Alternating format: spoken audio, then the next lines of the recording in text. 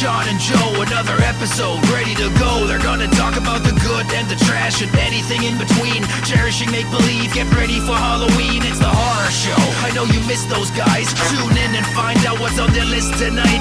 They butcher and dissect, take apart and mutilate. Listen to your two favorite brainiacs communicate. It's the horror show. Hello, everybody, and welcome to the Horror Show. Show that dissects, mutilates, dismembers, and butchers all of your favorite and not so favorite horror movies and other horror-related events. I'm Sean. I'm Joe. This week, it is technically November. I think it's technically Election Day. Wait, when does our show drop? Tuesday? Yeah, it's Election Day, so... Happy Thanksgiving month. Yeah. But... We're still, today, we are a day outside of Halloween. Halloween was last night. Did you guys go out? We went to my parents, so they can at least knock on a door and say trick or treat, because this is like the first time they were aware of it. My neighbors across the street and the ones right across from my parents set up a table, and they put goodie bags out, and we went like right when they were setting them up, so there wasn't a crowd or nothing. So that's good. We grabbed those, but that was it. What about you? We did like one of those like live virtual magic show things with that guy from Magic for Humans. And then we just did a bunch of shit inside the house, which he fucking loved because it was just organized chaos essentially. So he was in his element and he thought it was like the best Halloween ever.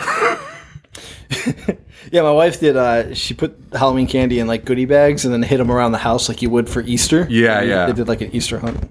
That's what we were thinking about doing. And then we did a piñata instead. And like, I can't even imagine if my parents and my ex-wife filled up that fucking piñata with like huge fucking candy bars, like top, like all just major gigantic candy bars. Imagine getting your own piñata and that's what it's filled with. It's not even like fucking gobstoppers and mints and shit. Like it's fucking just king size everything. King size and a piñata candy to yourself. Like Jesus Christ. Perfect. Yeah, he was having a good time. Well, we also had a good time Halloween night. Did you watch this Halloween night, or did you watch this? When did you watch it? I watched it yesterday. I watched it midday. Oh, okay. So we both watched it on Halloween. We celebrated Halloween the only way you do, and that's by watching Blumhouse's Halloween 2018. Blumhouse did something this, right? about the yeah, of course it did. There's something about the Blumhouse logo that just immediately turns me off. Like as soon as it comes on, you're like, me too. God, here we fucking go. Like I know. Like Get Out is Blumhouse, right? Yes. And they're not all bad, but there's so many of them that are. It just kind of makes my stomach turn a little bit. Yeah, and they're a little, I don't know how to explain it. They're a little like cringy. I saw this article. I didn't even read it. But because they did the Craft remake also. Did you watch that yet? I have not. But again, they did the same thing as the fucking Halloween, where it's it's essentially like a soft reboot sequel type thing. So it's not. And it was like, why Blumhouse is genius by not rebooting movies. And it's like, says who? Who the fuck? Yeah. I'd rather see a hard reboot if this is what you're gonna fucking do to them. Like, what the fuck are we talking about here? They just interviewed Jason Blum. Straight from the source. Yeah. No, one of our listeners, Jimena, she was like, can you guys please do the Craft reboot? Because it's a piece of shit. I started watching the original Craft because I've never seen that. And that's... it's not my cup of tea. It's not my I agree. The Craft's never done anything for me. But it's not bad. But this movie, Halloween 2018, I have no background notes on this. I think we know a lot about the background things on this, and I just have so much to say. But I'm so excited to talk about it. I almost wish we recorded or could have watched it today, but I almost wish we were recording the same day we watched it because I was so fired. So this wasn't your first time watching it, right? No. And I think the only time I saw it was in theaters. That was the only time I saw it. I saw it in theaters. I actually think I did like a bonus episode, like a 5-minute one when we saw it because I saw it with my wife. And I didn't love it, but I wasn't like super critical of it, and that was foolish. I am very critical of this. I did not enjoy myself whatsoever during the second viewing. Oh man, I think there's some real good ideas in this, and then I think there's some things that I just don't understand. And it's unfortunate. I mean, I guess I don't understand the majority of what's happening in this, or why certain behaviors suddenly change, like in and out of this movie. Like the way Michael Myers behaves is so erratic, and not in a fun, this is what we wrote it way, but in a totally like bad writing way. I agree. And before I get very fired up, I will say Halloween's my favorite franchise. I am very forgiving of Halloween. So you just said it, and to your point, it's not all bad. Like there's some cool things that I like about it. And even though we shit on every movie we do, like I still love Halloween. I love Michael Myers. That being said, there's so many things in this that are so baffling, and even more baffling that people who like the Halloween franchise, and I get everything is subjective. I get it. But how can you fucking say this is the second best and on par with the first one? Are you fucking kidding me? On what planet? All right, let's start. Okay, start with the elephant in the room, right? Okay. So in Halloween 1, 1978, correct. It's never revealed to us that Michael Myers and Laurie Strode are siblings. That's not revealed till part 2. Okay. So the way that one just ended, if you watch that first one, Michael Myers goes home to his old house. Laurie Strode shows up because her dad said, like, put the key in there or something. And Michael Myers is already in the house and he sees her. That's enough justification for him just stalking her for the rest of the movie, right? Mm-hmm. Then in part 2, it's revealed that they're siblings. And that's where every other one runs with, right? Right. This movie takes place ignoring every single one after the first one, right? Yes. But it also is 40 years later. Correct. So if Michael Myers, and like I get people like that aspect of it, like Moderate Chaos, one of our listeners, he's like, I like just thinking that Michael Myers is just a psychopath and not siblings. Fine, that's fine. However, if Michael Myers was just randomly stalking this girl, because that movie, the original movie, takes place in the course of one day. He has no knowledge of her. I'm sure he didn't bother to know her name because, why the fuck would he? He's just stalking and trying to kill somebody. Why would this one take place 40 years later and him just be like, I got to go find this fucking girl? This one girl that I stalked that one day and things got real out of hand. Why was he holding on to this? If he hadn't, if he was siblings, he'd be like, I got to go find my sister. Like, I want to kill everybody in my family. That's motivation. What is he waiting? What's he been waiting for? Why Laurie? And why does he have such an easy time finding her? Do they reference? Wait, I swore in this one they talked about them being siblings. Did they not? Dude, they are not. They're not. And they even, the producers or whoever have said that they are not siblings. Okay, so this complicates things a lot for me. That's okay. Oh boy, wow. Okay, so can I also say before you say it, Tina, my wife, she's very mild mannered, very not confrontational. Like she would just rather say nothing than to disagree with somebody. The words out of her mouth were, when you talk about this movie, please let everyone know that I fucking hated it.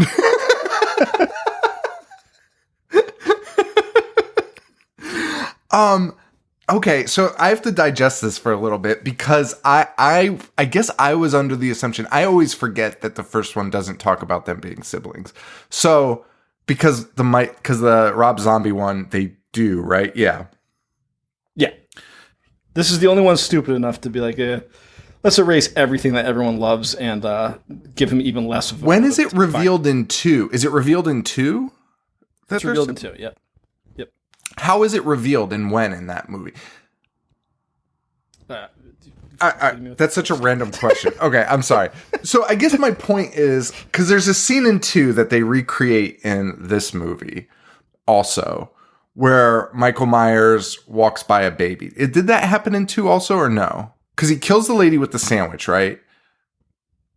Yeah, in 2, Is that baby in that same remember. scene or no?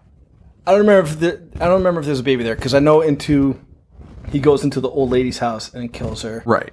Which they recreate in this one. Yes. But why?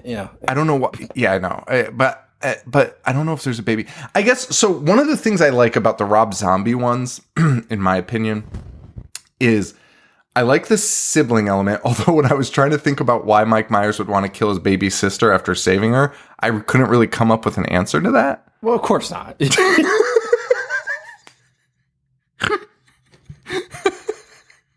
But I did like this element in the Rob Zombie ones where he was like a little bit of like a guardian of like children. It sometimes seemed like, you know what I mean? Like children were never like an option. But again, that's the whole Michael Myers, even in the other sequels, where he is focused on Laurie. And we talked about it with Loomis, where Loomis is always just getting in the fucking way. He has no interest in finding Loomis or killing him. And quite frankly, I don't know if he's interested in killing anyone outside of just when he's trying to get to Laurie and these people fucking show up. And he's like, all right, I got to dispatch these fucking people. Agreed. Right. He's like a machine in that sense. And that's where this movie also falls apart. Like straight from the beginning, he's just killing everyone. Like willy-nilly. It doesn't matter. We'll get into all of them. But the other thing about it is, it's frustrating. The whole thing's fucking frustrating. It's like mind-numbing. You know what? Let's get into the movie, though. Oh, one thing I did want to talk about is the original Halloween, John Carpenter. I don't even know. Like, this was very much a slasher, this movie, right? Yes. I don't know if I would even classify the original Halloween as a slasher. Like, I know it is, right?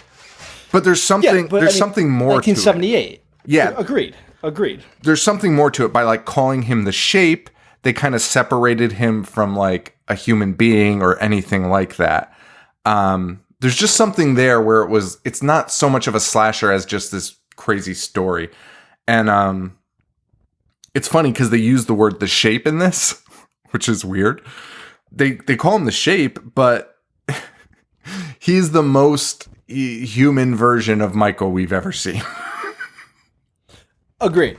And before we get into the movie, I have two other things I wanted to bring up in this vein. So in the original one, he's played by Nick Castle. Well, he's played by a bunch of people, Tony Moran or whatever. But let's say Nick Castle. Nick Castle is 5'10". I looked it up. How tall do you think Michael Myers is in the 2018 movie? He's like fucking 7 feet tall. He looks like he looks like Kane or the Undertaker. He's a fucking behemoth. Like, are you kidding me? Also, in this movie, if we're going off the math from the first one, Myers is 61 years old. Like, that is... and we see him, the first time we see him in this movie, he's chained to a cinder block. Like, right. They're not letting him do much. So there's no way he's, like, hitting the gym. How does he have this frame? He doesn't have that frame in the first one. How did he get so fucking yoked up? Also, he's 61. Jamie Lee, Laurie Strode's character, is 57 in this movie. She looks not a day over 88. Like, she has aged terribly. And Jamie Lee Curtis doesn't look like that in real life. Yeah, that's what I'm saying. That's the thing. They made her look terrible in this movie, which honestly, she still looks pretty good, but like, why do that to her? I mean, I guess you could say, I'll give them some credit. I don't know if this was what they were going after or if they just, fell in the shit. But if they were going, because we see Jamie Lee or Laurie Strode, has like a shooting range and she has this whole arsenal. So maybe they're just saying the stress of that one day, caused her to age terribly. That's giving them a lot of credit, but we know that it's been on her mind ever since, which really, really fucking raises the question, why didn't she just move? Why is she's in the same place? No wonder Michael Myers was able to find her. He just fucking drove to the one place that he remembers from when he got locked up. Are you kidding me? She invested, she put so much money into security systems and arsenals and all this stuff. Just fucking move. Like, if somebody terrorized you for an entire night, I'd be on the next plane the next morning. Like, just get me out of there. Like, what are we doing? Kidding me? 100%. And oh man, there's just like so much to fucking dissect in this. And again, you what you mentioned was he terrorized her for one night, which I'm not saying you should not be traumatized by that. You're absolutely going to be traumatized by that. However, the way these people talk about Michael Myers is as if all of those other, like, however many movies, like 7 movies are played into this because they're like, he's the fucking, you better fucking believe in the boogeyman. And like, and like this mythical creature. And it's like, he killed 5 people, which is awful if we're talking about real life. But in the he's fucking pure evil. What? Like, what are we talking about? Like, or just keep them fucking siblings, because then that can always be in the back of your mind. Like, what if my brother comes after me? But and I agree with you. If it was real life, I would never be saying this. Like, yeah, that's traumatic. You're going to be in therapy for the rest of your life. Like, that's terrible. But in a horror movie, it's not the end. You made off pretty fucking good. Like, you know. You survived, and he's in jail, and he's been in jail for 40 years with no escapes, and he only killed those few people that night. And why is he supernatural to you? Why is he supernatural to the entire town, who are like, oh my to God, the world, fucking Michael Myers, to the fucking world? Like, why is this happening? Jesus Christ. Yeah, that was honestly the hardest part for me to swallow. You know what I mean? If you're that traumatized, he killed 5 people, you would leave. And then would he follow you? Probably not, because that would make no sense whatsoever, unless you were siblings again. So, one more thing before we kick off. There is another one coming out. Halloween Kills. Yeah. The teaser has been dropped. It looks... It didn't show anything, but I'm not thrilled about it. Because... And they're bringing back Tommy Doyle. Played by Anthony Michael Hall. As we found out as you'll find out in this movie at the end, you know, if this movie... Okay, you know what? I'll save it till the end. All right. Dude, there's just like a million things I want to talk about. All right. So we open up Sanitarium, Smith's Grove, and we meet our fucking podcasters, which, I don't know. I feel as though, they were trying to make this, you can argue that they were trying to add some comedy to this, in certain areas. I just think they were trying to appeal to kids. And I think they did like an awful job. They have kids that are dressed as, I guess, what you would call like a Gen Z type high schoolers. It's just like this fucking dumb fucking portrayal of them. As are the podcasters. I hated the male podcaster's face, because he reminds me of Prez from Barstool Sports. Oh my God, he looks just like him. But he looks just like him, and I just want to swing on him. Well, I hated his face, but not as much as another face in this movie, which we'll get to, that I couldn't even stand looking at. It honestly made me so mad. Can't wait. Genuinely pissed. Can you just tell me who? Fucking Rocky Dennis from Mask, the friend of the friend of the boyfriend. Wait, the one from Stranger Things? No. The one that gets impaled on the fence? Yeah. Yeah, he's from Stranger Things. He's in Stranger Things? Yeah. As what? Rocky from The Mask. He just plays Rocky from The Mask in every movie. I forget who he plays. I just know he's from Stranger Things. Okay, all right. Well, he sucks. His face is appalling. Fucking regular McCluskey. Fucking shark teeth asshole. Holy shit. All right. Anyway, these podcasters, they give us some details about Michael. The typical details that we get in every Halloween movie, which is that Michael has never spoken, and he is being transferred shortly. We also meet Dr. Sartain, who was Loomis's fucking understudy, I guess. I don't know. He studied under Dr. Loomis, and he has taken over the Michael Myers case, which, like, this goes back to our, like, whole Loomis talk in the last episode, which is like, when would the state just shut this fucking down? Like, no one's getting anything.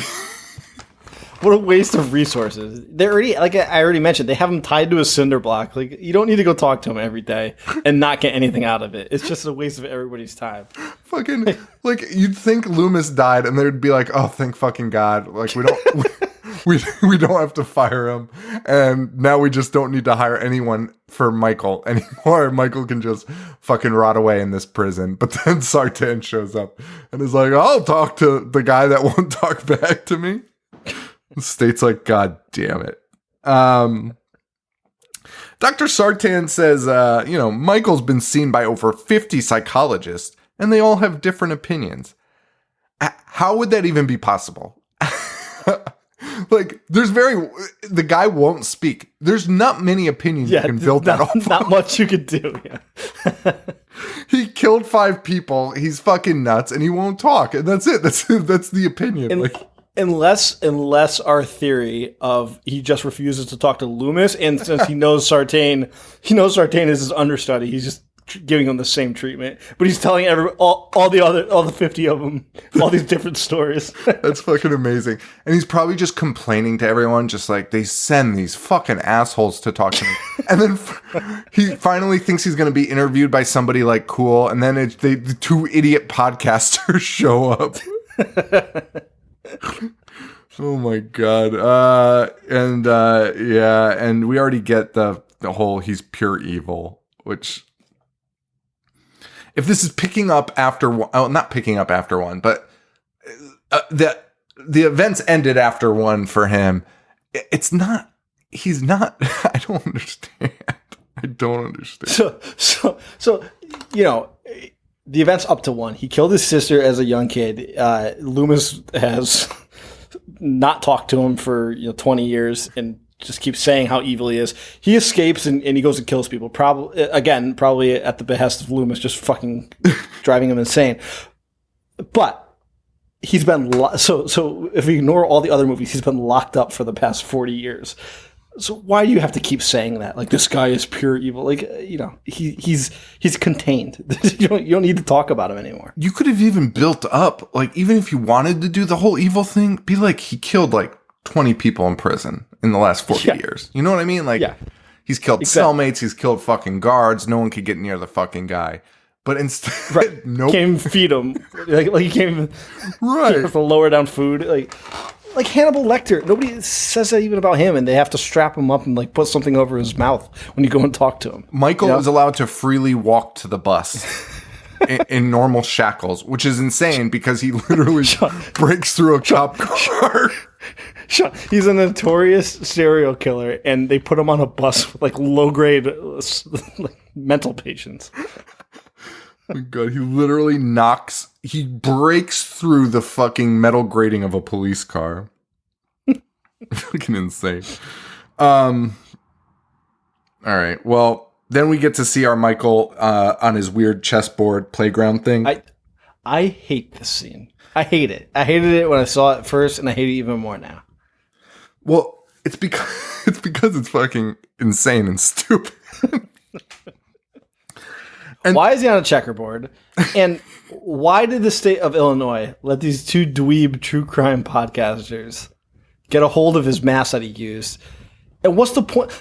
Imagine you had like there's legitimate big time true crime podcasts. Yep. What would imagine you got your hands on like an artifact of a notorious killing, and your one goal was just to go and shove it in their face, just shake it at them. And why would you think this is going to do anything to Michael? And the fact that the podcaster's like, I know you want to say something. Why? What? Why? He hasn't spoken in 40 years. 40 years, yeah. Like, do you think the 50 other psychiatrists haven't thought of that, like trying to get something to trigger him into talking. Don't you think they showed him fucking pictures of everything? He was on trial. Like he saw the mask before. It's not, he fucking wore the mask. Also, he wore it for one day. He's killed before that. He killed his sister way before that. You know what? And that's a fucking another great point. Because again, you'd think like, why does the mask matter to him? It wouldn't matter. You wouldn't even think it would matter because it was a one. He stole it. He broke into a store and stole it. Like that mask couldn't possibly mean less to him.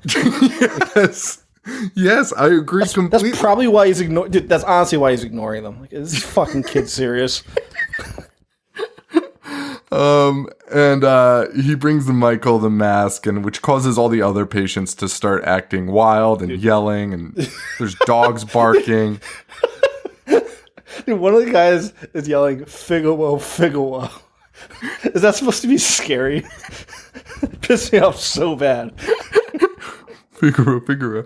And quite honestly, this whole scene, there's more scientific credibility to there's more incredible science happening by pulling out the mask and all these things happening, like dogs barking and people screaming, but does nothing for getting Michael to talk. Like, I would honestly be like, wow, what a weird thing that was. Everyone just started screaming when I pulled out a mask. Yeah, I would be like, this is... There's evil present, right? Oh, God. I said he's yelling at the behemoth killer. Say something! What? Why? Like, if anything, you're going to be like, he's not going to talk, but I'll just show it to him, and then he's not going to... That's like the cold open, dude. Like, that's how you're going to start it off? Are you fucking kidding me? It already took me out of the movie. Oh, 100%. And you know, I loved the beginning of 4, like that opening to 4. It wasn't the cold open because they had the credits at the beginning, but that 4 opening, like where they're carting him on the stretcher and the Halloween themes going, was so dope. And this is just the opposite. Yeah. It's the opposite. Next up, these two fucking idiot podcasters. They go to Lori's house because I guess they haven't had enough fucking problems in their life. And you know what? Like, also, hey, Lori, if these two bozos can find your house... Okay, I'm glad you said that. I have so many issues with this. So first of all, they found her house, right? So she's not hidden. When they show up, she has state-of-the-art security, right? They don't even have an appointment. They just show up and hit the buzzer. And the guy's like, who is this? They're like, oh, we're here for a podcast. Again, don't have an appointment. It could just be anybody saying we're here for a podcast. Yeah. And the person's like, I don't remember scheduling you in. And they're just like, how does 3,000 sound? And they're allowed in. That's all it took. Are you fucking kidding me? What's the point of putting all that in place if that's how easy it is to get into your vicinity? And really, here's my other thing. You had one night with Michael, right? You were attacked one night with Michael.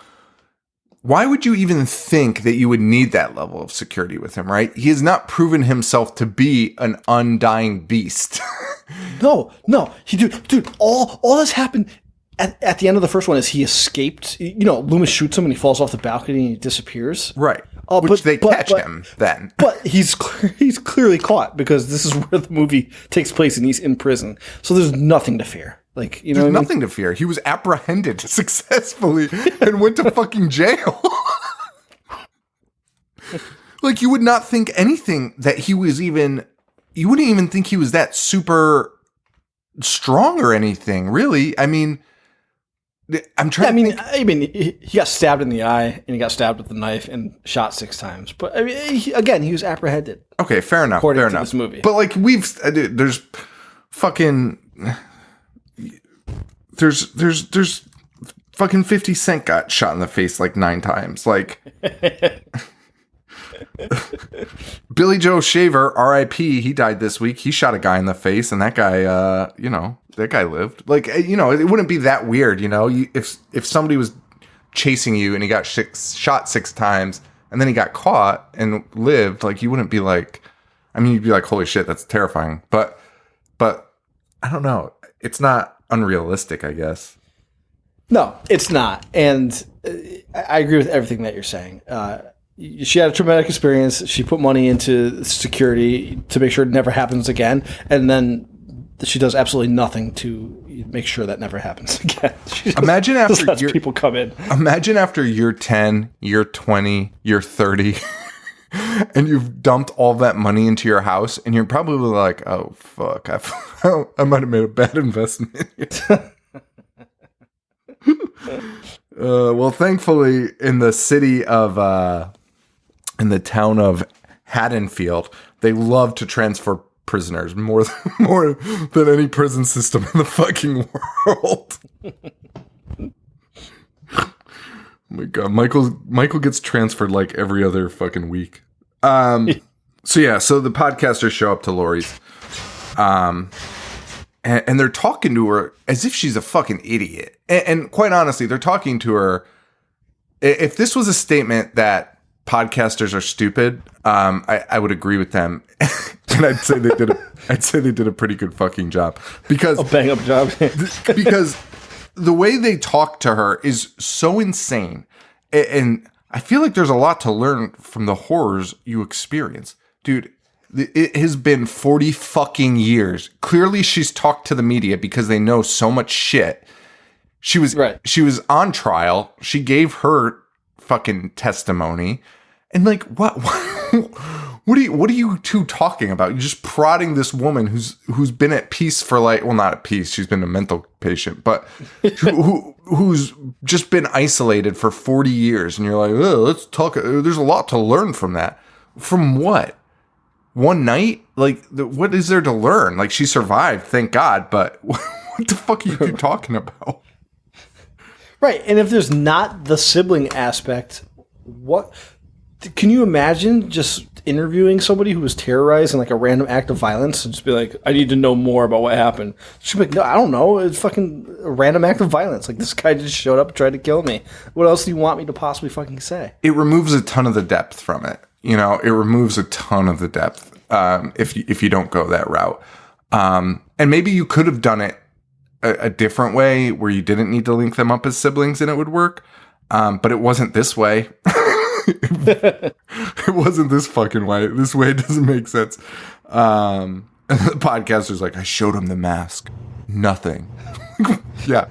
No shit, you fucking idiot.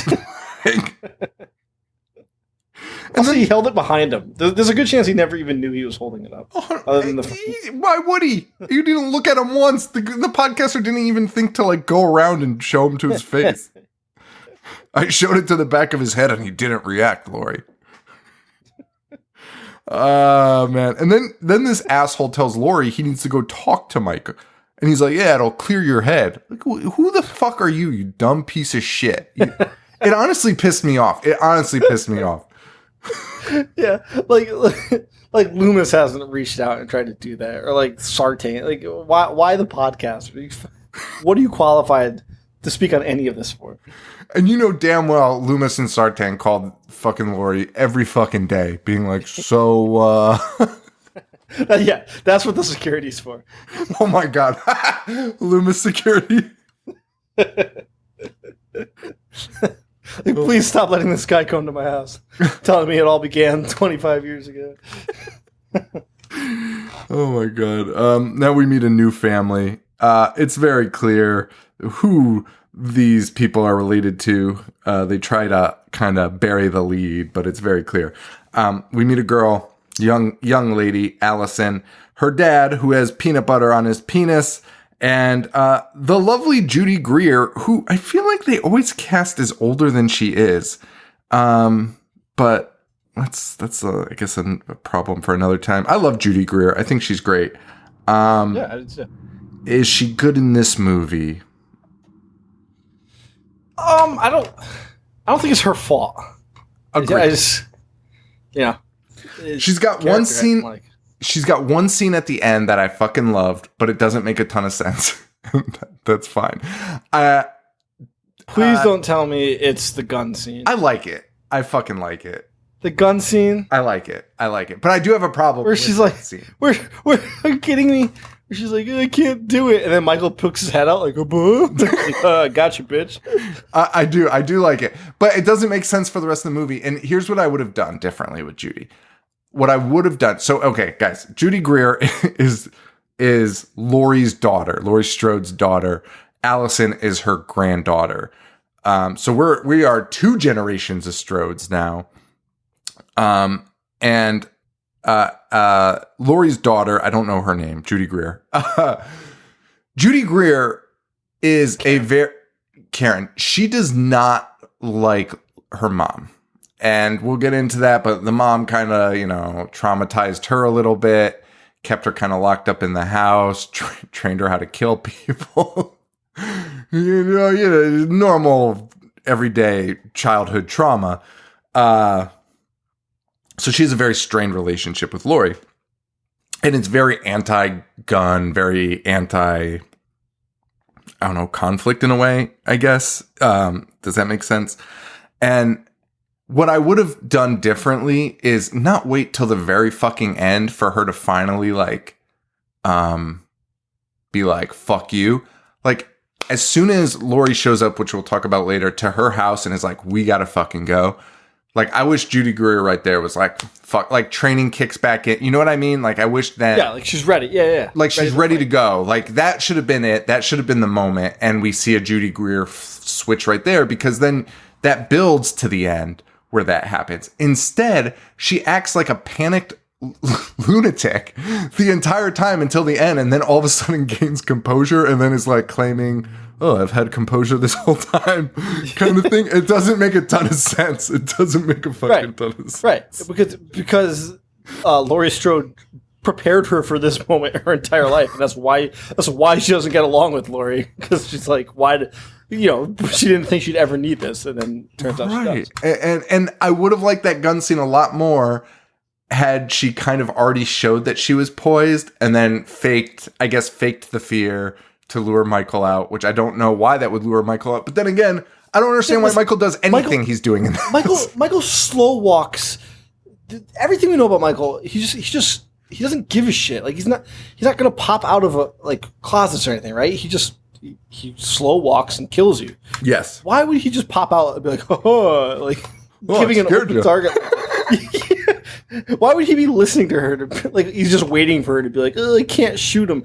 It made no sense. But he just puts his head out there. None of Michael makes sense in this. And Michael's behavior changes every 15 minutes in this fucking movie to a point where it's just it's baffling to watch, because it really is, man. It really is. We just got to get to it, because we got to get to his kills. We got to because some of the first kills in this, you're just, it's fucking unbelievable. All right. So Allison's Laurie's granddaughter. We see a lot of like, is grandma coming? And Judy Greer being like, no, she's not. And the girl being like, I don't believe you. And like, it's all very clear what the setup is. Okay. Then we meet Allison and her friends. They don't really come into play except that they get murdered later.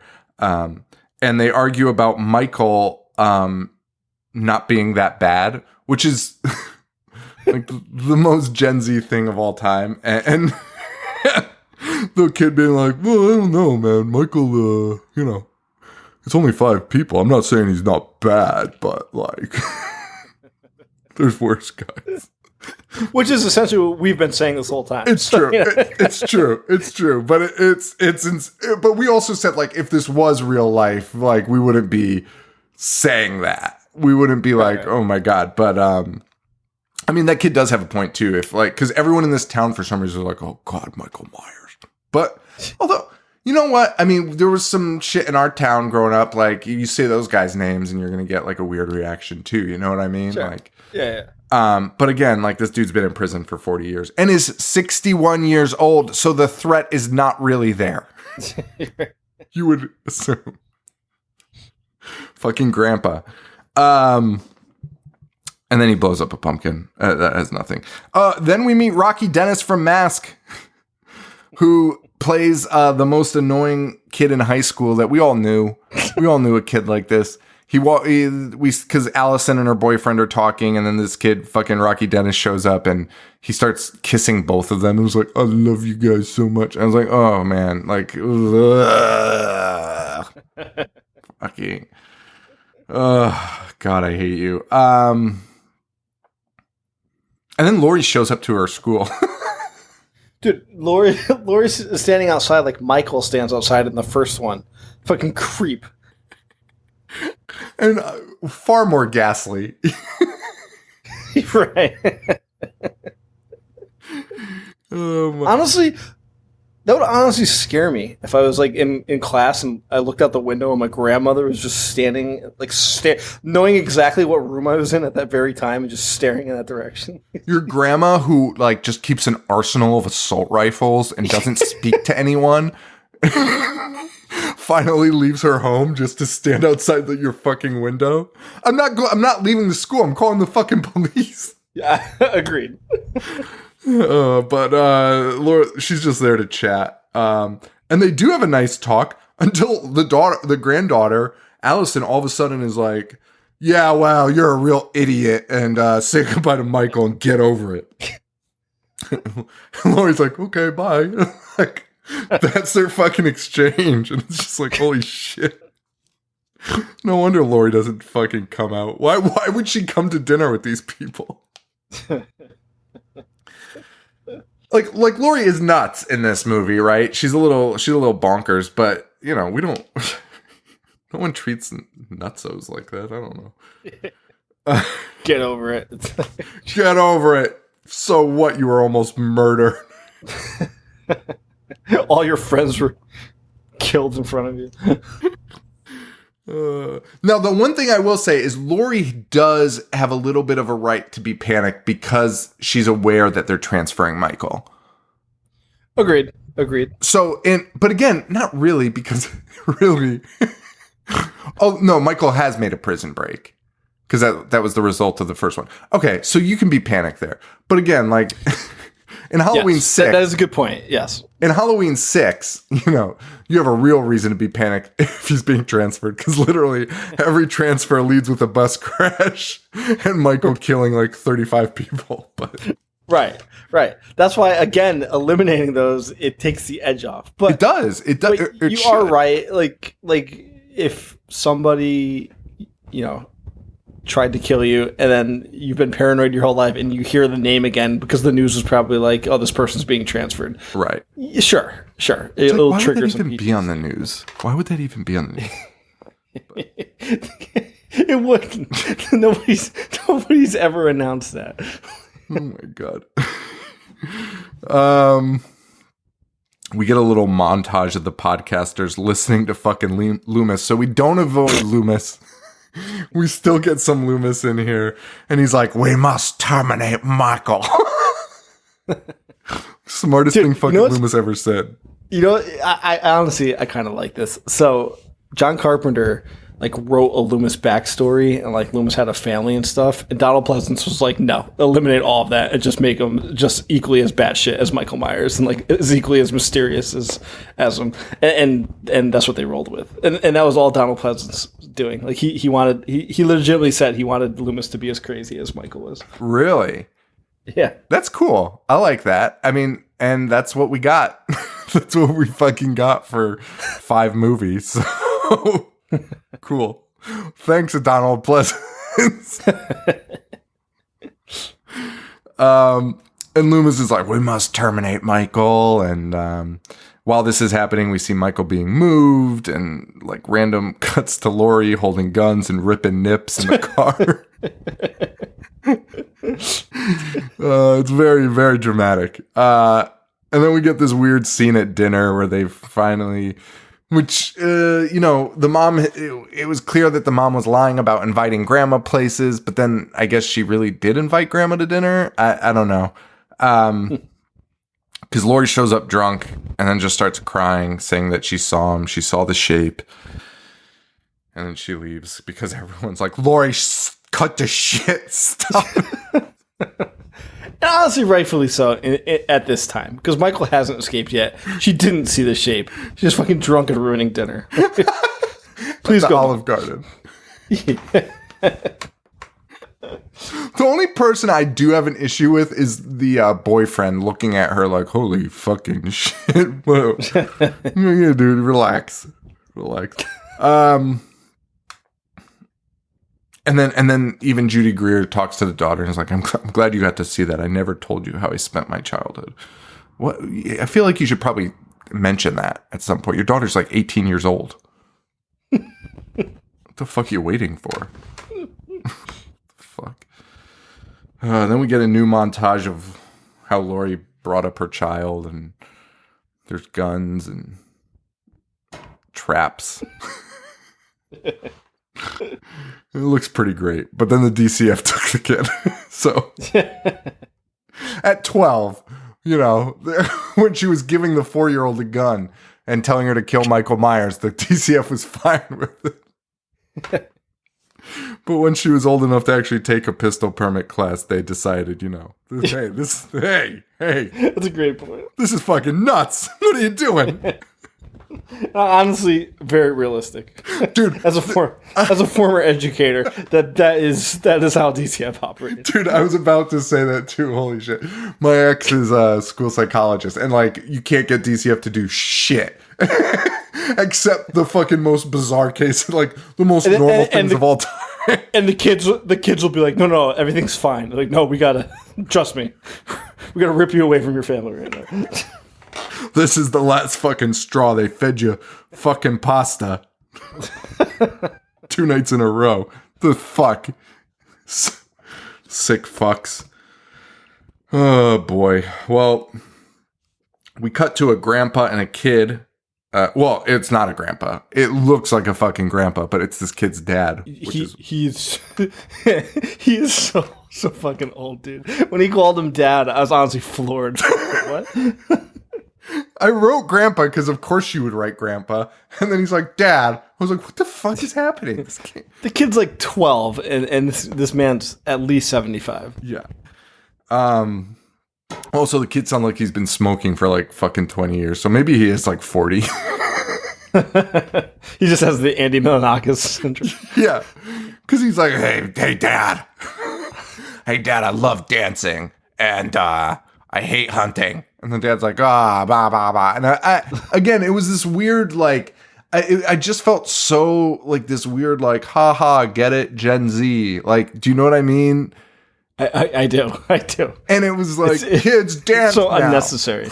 Boys dance. Can you believe it in 2020? But it's you're aiming it to people that, yes, they do believe it. They understand that. Yeah, we do. Yeah. We live during it. It's not a haha joke. It was fucking bizarre to me to include that. And because it is very much a nudge, can you believe this, boys dancing? Anyway. Literally everyone watching it is like, what's so fucking weird about that? It's kidding me? Yeah, I would much rather be dancing than hunting at 3 a.m. in the fucking dark. Agreed. In the cold. With a fucking old idiot, yeah.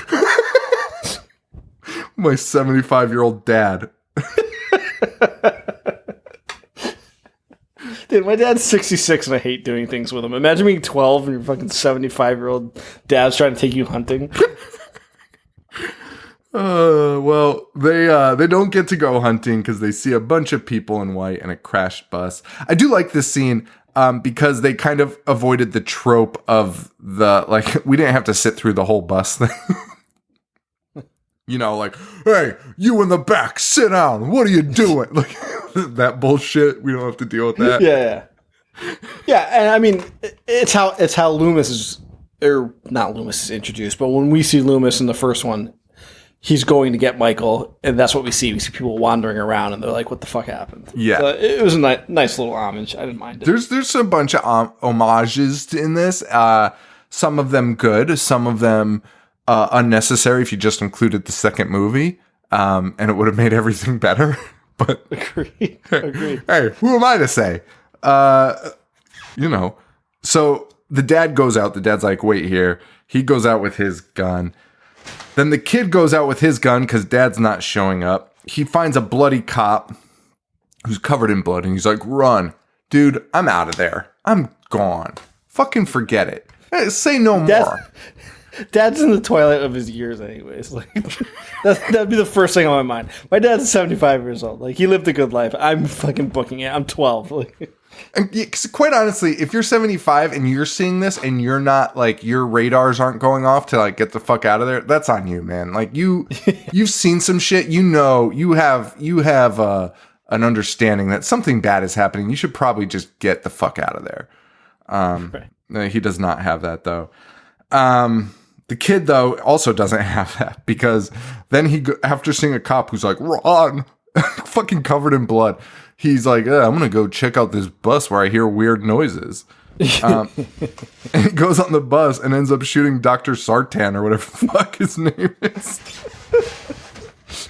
Unfortunately, not killing him. Unfortunately, not killing him, which is insane because he shoots him in the fucking shoulder. But the best part is Dr. Sartan.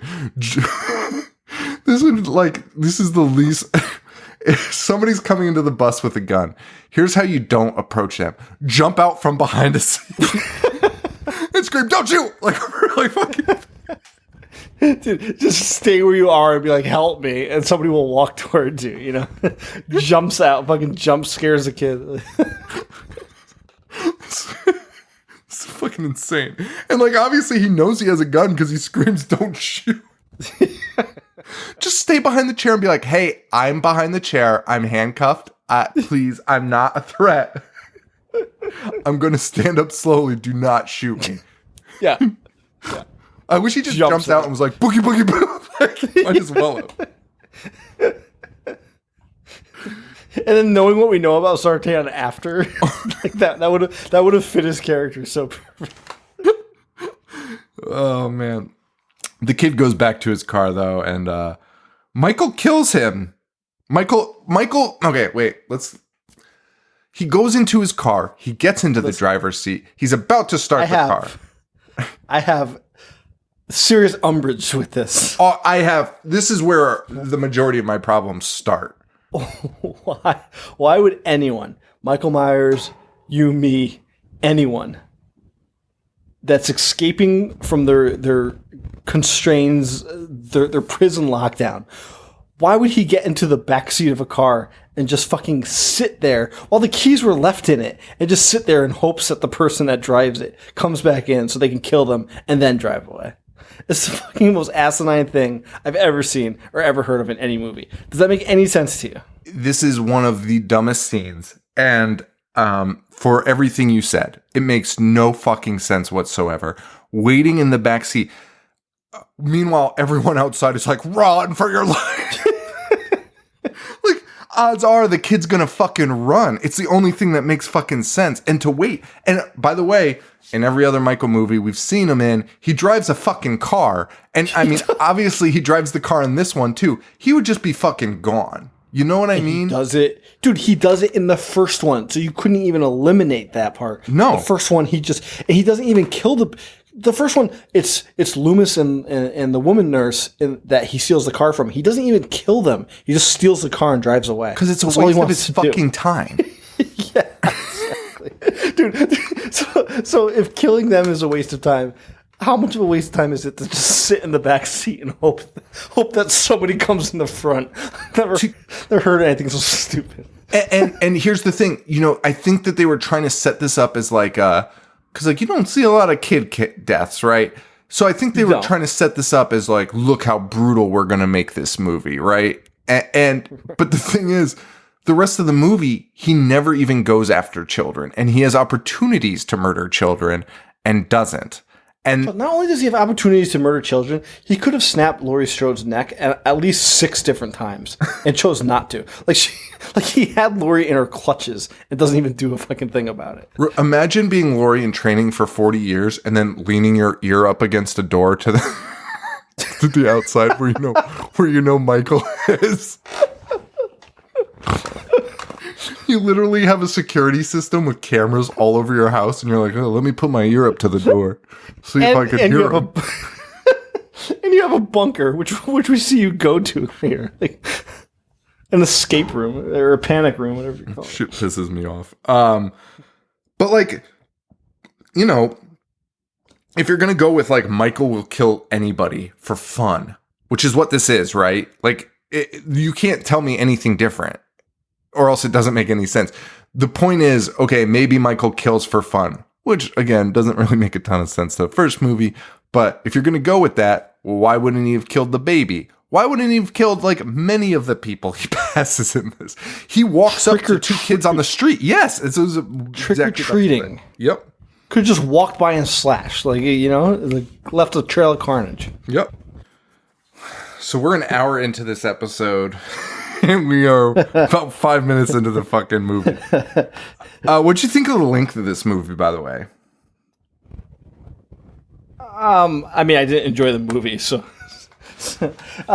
anything under 2 hours is nice. So we can give them credit for that. I'll give them credit, but you could have chopped off 15 minutes of this for sure.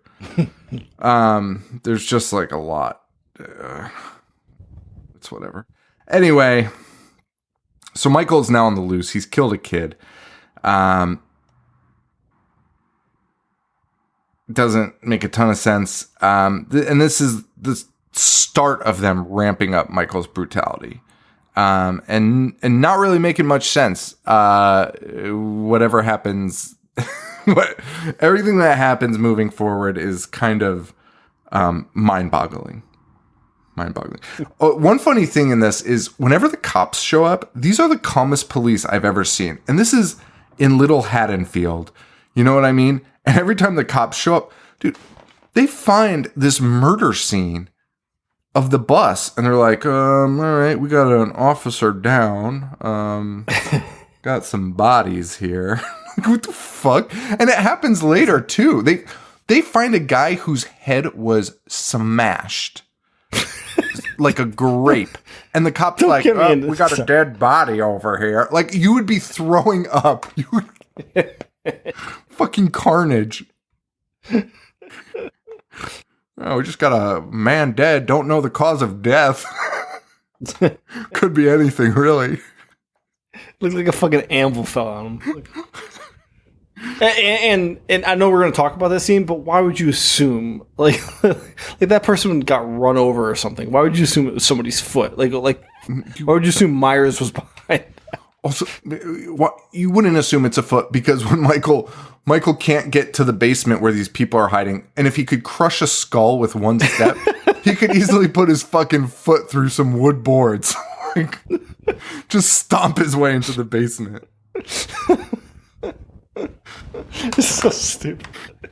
Anyway, the cops discuss Myers, and it's been 40 years to the day, of course. We see the podcasters gassing up. And I do like this scene. I like, okay. I like the lead up to this scene. I like Michael being in the background of every shot in this scene. Okay. I dug that because he's in white and like he's just in the background blurred. Like you don't see him that well. Like the guy's pumping gas and you just see this guy in all white walking by, right? And it's Michael in his fucking outfit. Then the guy goes into pay and you see him subtly in the background breaking somebody's face in the background. But it's very like subtle. It's a small little in the corner of the screen. Those are cool elements. I don't. So they make them subtle sometimes, but right before this, they're at the cemetery, right? Michael is as subtle as a fucking nail to the head. Yeah. Michael is standing like close to a tree, but not behind a tree. Like anybody in that vicinity would have seen him standing there and been alarmed by it. And then it just cuts to the gas station scene, which is something that happens throughout the rest of the movie, where he's either hiding very well, like behind a 4-foot mannequin somehow, or he's just standing out in the open, like next to a tree, and somebody being like, "Hey, what are you doing over there?" It's like, what is it? Is Michael stealthy, or you know what I mean? Like, what is Michael? Is he a stealth killer, or is he just like trying to intimidate you? And I guess he just decides randomly. One thing I did not like about this gas station scene is it has the stupidest like red herring fake out when the guy's pumping the gas. He's just staring at that old lady. That old lady she's literally just a disgusting freak because she doesn't come back into play, and she's creeping out the podcast. Yeah, who just met with serial killers, but this lady just like looking at him, he's like, oh, something's amiss here. What the hell? That's so funny. His whole craft is based around like genuine psychopaths, and then just some like toothless, old, harmless lady giving him the heebie-jeebies. He's like, I gotta get the fuck out of here. She's not chained up to a chessboard. I can't taunt her with her fucking weapon of choice or whatever. I wish he started screaming at her. Say something. Say something. Oh my! I'm gonna start saying that, dude. I'm gonna start doing that anytime somebody looks at me long. Oh my god! The girl goes to take a fucking shit, and Are you sure? I think that's just how they go to the bathroom. I when I wrote the note, I wrote shit in it, and it made me laugh. And I was like, I'm gonna make sure I say that. Actually, my note is: girl goes to take a huge shit. Shit is all capitalized. And Michael comes in, and taunts her because he knows she's in there, and yet opens up every door and like plays fucking dumb, and The male podcaster notices something's up. Well, wait, let me rephrase that. The other podcaster goes into where a man who's running the register is just laying face down in a pool of his own blood. But that doesn't catch his attention. So he goes to find the mechanic who's butt naked and has his head smashed in. And then he's like, wait a minute. I think these guys are dead. What in the world? Because there's no doubt he saw that first guy, right? Because yes. I thought the same thing. Like, why did he run out of there screaming for his co-host? Be like, let's get the fuck out of here. Instead, he goes into the mechanic. Unless they're trying to pass off that he didn't see them, but like he did. No, right? He definitely saw him. I think we were supposed to believe that he was like, well, maybe he's sleeping. Never seen a clearer dead body from any angle. Like, could you imagine if you and I were at a gas station and like you walked in and saw somebody had just recently been murdered? You'd be running out of there screaming my name. Be like, get the fuck, like, let's go. Like, I would get in the car with that toothless old woman and be like, we gotta go. We gotta fucking go. But that's not what he does. He finds the mechanic and then still doesn't run away screaming. He instead is like, I better go to the fucking ladies' room and get my coat. Yeah. Meanwhile, in the ladies' room, Michael is shaking the woman's door, the bathroom stall door. She's just like, somebody's in here. Yeah, he knows. He knows. And then he does another, very Michael Myers-esque thing by reaching over the stall door and just dropping teeth all over the fucking floor. Are you being serious? No, I'm being very sarcastic. It's the most insane thing I've ever seen. Least Michael Myers thing. Fucking insane. And I mean, none of this is Michael. I mean, I guess I shouldn't say that. But for this Michael Myers, a guy who clearly just kills at will and does whatever the fuck he wants, why wouldn't he just rip the door off and kill her? Right? Exactly. Why would he play with her? Playing with her. Also, why did he remove somebody's teeth so much time and effort? Keep them as a souvenir. Oh boy. Chaos ensues. The other podcaster shows up. Michael starts smashing his head into the wall. This girl now has like all the time in the world to run away and leave. Instead, she doesn't. She got a wipe, dude. Michael kills her too. But again, like the brutality is different from person to person. So for her, he just strangles her because, yeah, he's had enough bashing heads into walls, I guess. I also love that the dude podcaster still tries to get him to talk. like he comes and he's like, sorry, something. Like, dude, that was fucking nuts. That was fucking nuts. And Michael gets his mask back conveniently, which he finds in that guy's trunk. Like, why? He checks the trunk. Like, if you just committed a mass murder again and you're on the lam, why are you going to this guy's trunk? It's fucking baffling. It's fucking baffling. And he gets the fucking mask and I guess probably the car, but we don't see Michael drive a car. No, we don't. In this one. So, Jamie Lee shows up to her daughter's house screaming at her and calling her stupid. Because she's like, Michael's loose. Which, by the way, now at this point, right? Now at this point, Jamie Lee is a little bit validated right now. Because Michael is fucking loose. And so for her to go to her daughter's house screaming and being like, we got to get the fuck out of here. Like, and the daughter's like, don't be a fucking idiot. That is a little weird. That's a little weird. Everyone in the town should be a little bit afraid if a mass murderer had fucking gotten loose. I'm with you, because that's probably the most notorious thing that's ever happened in that town, and everyone should be on lockdown. Like, hey, yes, this guy might be coming back. Yes. Especially because he was, it's insane. And, honestly, even maybe the news of the murders had already happened at this point, of the gas station murders. But we don't know. Michael's out. He's out. He's on the loose. We get a little homage to Halloween 2 here with 3 kids wearing Halloween 3 rather. No, Halloween 2 first. And then we'll get homage to Halloween 3 when the kids are wearing the masks, the silver shamrock masks. Yeah, which is cool. But this is not homage to Halloween 2, which is literally a recreation of a scene, the opening scene from Halloween 2, where he goes into this woman's house where the TV's on in the background. She's making a sandwich, and he kills her.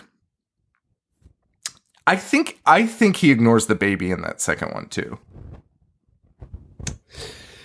Yeah, no, he definitely doesn't kill a baby, I would say. No, he definitely doesn't kill it. But I think that baby is in Halloween 2 that he walks by.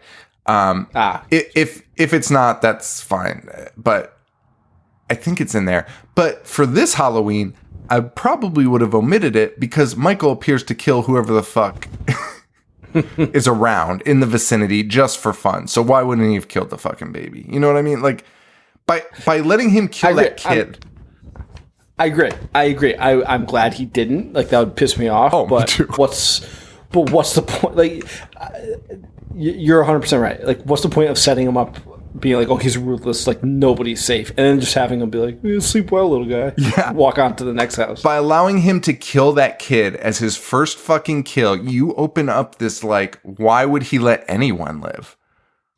What you know what I mean? Like, by crossing that line, you've opened it up, and there's a little bit of like pro wrestling kayfabe logic here, where you're just like, you know what I mean? Like, they protect themselves from things like this. Like, they're like, don't do that, because then none of this makes sense. And for whatever reason in this movie, they didn't think that way, and they had him kill a kid in the first fucking scene. In the first death scene, he murders a child. And why would he do anything different after that? Why wouldn't he just kill literally every person he ran into? Agreed. But we'll see that a couple more times, so that's cool. It's really fucking neat. Another scene, he walks up to a window of some lady who's like, oh, I'm really scared of this guy who's loose. And then he walks in and fucking smashes her face on, like, I don't even know, like the back of a couch type of situation. I don't even know what the fuck it is. It's fucking brutal, though, and stabs her in the neck, and she's dead. And that was just like another random kill. That kill, like, I didn't mind this part, because it's setting up like he's a psychopath. I mean, ignoring what we just talked about with the baby, but like he's just going into random homes for really no reason. He's just to announce he's back, I guess. That's fine if we're going to set that up, right? Like, if we're going to go that route, that's fine. The kills were cool, but like, it's a mixed bag of what Michael does and why. And it kills the psychology of it, because he should just be killing everyone. He should just be killing everyone. If that's what you're telling us, which they are, but then as we find out, he's still just on that one mission to find Jamie. Which again, why does he know that she's there? Like, and how? And what's the point of it? Joe, he is in the back seat with Laurie Strode's granddaughter. And instead of just killing her and then killing whoever's in the front seat. Thank you. I know. I was saving it for when we get there. All he had to do was turn around, snap her neck, and then kill the guy in the front. Because the guy in the front, as we'll talk about, would have like had a boner at that point. Oh my god! God. Oh god, it's happening! Like fucking. Thank God you just did that. Like he wouldn't have tried to stop him. He would have been very happy about it. Yes. Why did he go after that first? Unless our Loomis theory is correct. Like he's just like, you know what? I've had enough. Like after 40 years, I cannot wait to fucking kill you. All right, here's a question. Who would you rather be stuck in a prison cell with interviewing you every fucking day? Loomis or Sartain? Honestly, I hate Sartain, so probably Loomis. Probably fucking Loomis. Oh man. But again, dude, Sartain was handcuffed in a bus that Michael Myers was on that we saw already. Why didn't Myers just kill him then? And why was he handcuffed?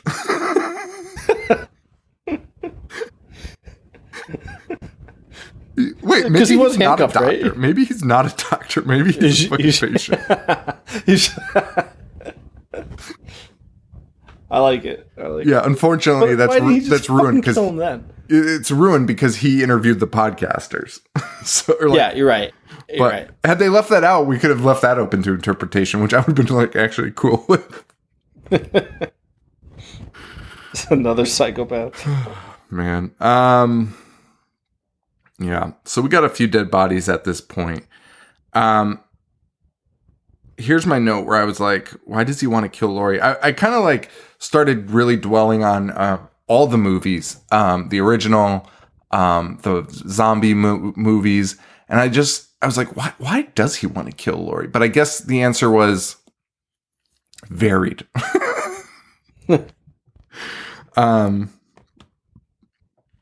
But now in this movie, it's even more confusing because he really has no reason, right? Yeah. Cool. If you, like I said before, if you're going off the first one, she was just kind of there. Like he was at his old house and she showed up, and then that's when he starts following her around. So why would he still want to do that? Yeah.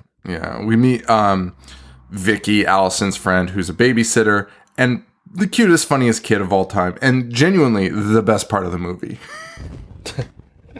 The comic relief, who's legitimate comic relief, and we get to see him for a total of like 5 minutes, so whatever. Now, this kid notices a light on in his closet when he goes to bed. And again, in a baffling display of what is Michael Myers, what is he doing, and what are his plans, this event at this home boggles, like destroys any chance that you had of trying to explain to me what Michael was doing in this movie. Like if you were going to email me and be like, well, he's actually doing this, he's a serial killer, right? No. Nope. Because the kid he kills at first is like the same age as the kid that's being babysat, yes. And Michael is just like hiding in his closet playing peekaboo for like a fucking hour. Easily could have dispatched that entire house in minutes had he just like come out of the closet while the kid was laying there, killed him, gone downstairs and killed everyone else. But that's not what we'll find. So the babysitter and her boyfriend are there. She tells him, "You are so getting dry fucked tonight," which is the least appealing thing I've ever heard. Yeah, dude, I'd honestly just go home. I'd fucking smash my pumpkin because he's carrying a pumpkin. I would just smash it on the kitchen floor and leave. Yeah, thanks for the warning. fucking masturbate. Yeah, cool. Sounds fucking great. Oh, man. The kid comes running down. I saw someone in the hallway standing by my door. That doesn't add up, but that's fine. Vicky and the little kid go to inspect the bedroom. There's nothing there. And that's because Michael is in the closet. She opens the door and he slashes the babysitter, stabs the shit out of her. And the last thing we see here is her boyfriend grabbing a knife and being like, "I'll save you." Just fucking weird. Doesn't she try to run away but slips because she's wearing socks on the hardwood floor? Yes. Yes. It's like my favorite thing ever. Also the most realistic thing in any of the movies. If you're going to talk about a victim slipping while being chased, this is the only one that's ever made sense in the history of movies. Shoot socks on a hardwood floor, you're fucking done. You're fucking toast. Oh, man. So now Lori and the cop, Lori somehow has access to the police scanners. I know you can buy a home police scanner. That's fine. Whatever. Lori has one, and her and the cop show up to the same house where a call for a domestic dispute has been made.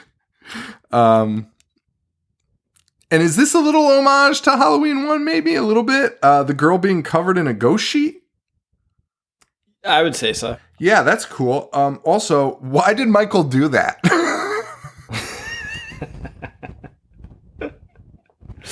Yeah. I guess that's a good point. We're complaining about it in this one, but in the first one, he's already in the house and already dismantled everyone else. Like, why are you just standing there breathing hard?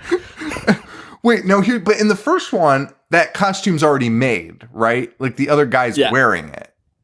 Yeah. So he takes the costume, but in this one, he murdered the girl and then was like, "I've got a great idea. I'm going to make a fucking spooky ghost costume for her dead body and prop her up." Why would he do that? It's fucking insane. It's fucking nuts. The boyfriend's also hanging by just a single knife to the neck, that's wild. It's impressive, but also happens in the first one too. Oh, does it?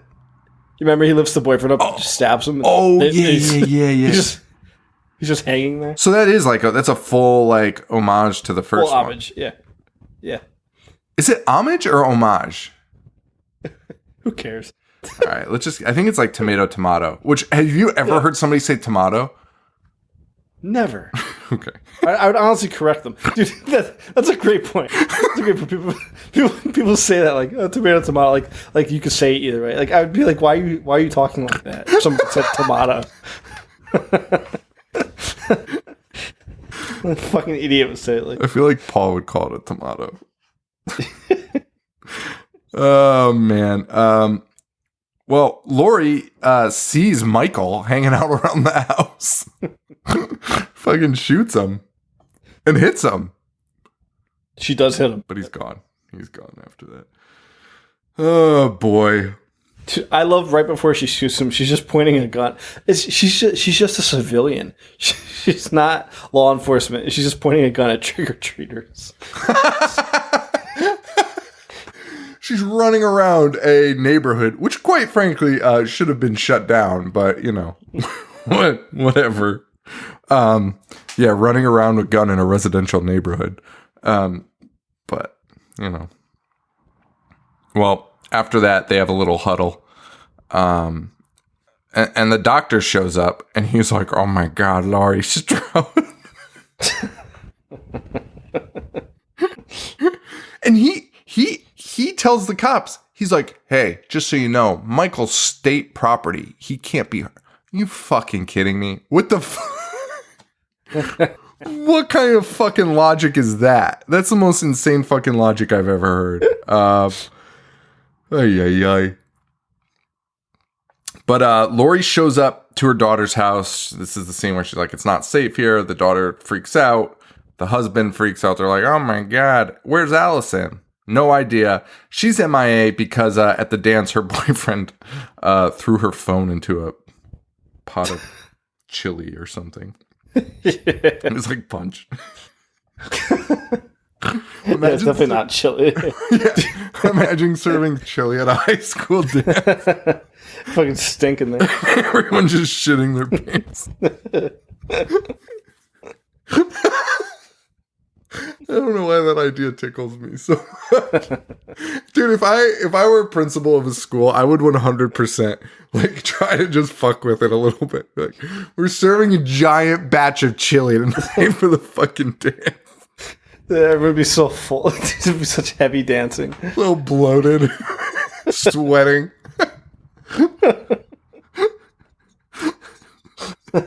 I love it. So fucking gross. So many farts. Oh my god. I don't know why this is so funny to me. All right. Oh my god. Because the problem is the guys, the men, the males in the dance would 100%, like, I would definitely be like, you get a little hungry and you just be like, I need some fucking chili. Like, there's been a million parties I've been at where there was just like some foul food there that shouldn't have been served. And then you just like, you get a little drunk, like a little hungry and you just house it. You eat it all. Yeah. You regret it immediately. Happens all the time. Oh man. Anyway, so they can't get a hold of Allison and she's walking home. Rocky Dennis is like trying to walk her home. And he tries to steal a little smooch from her, which is fucking bizarre. And even she finds it very bizarre. And she's like, what is wrong with you? You're an idiot. And then they let this idiot try his hand at comedy. And that goes over like a fucking fart in church. He's like, is that a saying? I mean, my grandpa used to say it. Never heard that in my life. You never have it went over like a fart in church? No. I think it's a thing. So he asked Paul's dad about the time he farted during Christmas Mass. Wait, what? I said, let's get Paul's dad on about the time Paul farted during Christmas Mass. Is that true? Yeah, how mad his dad was.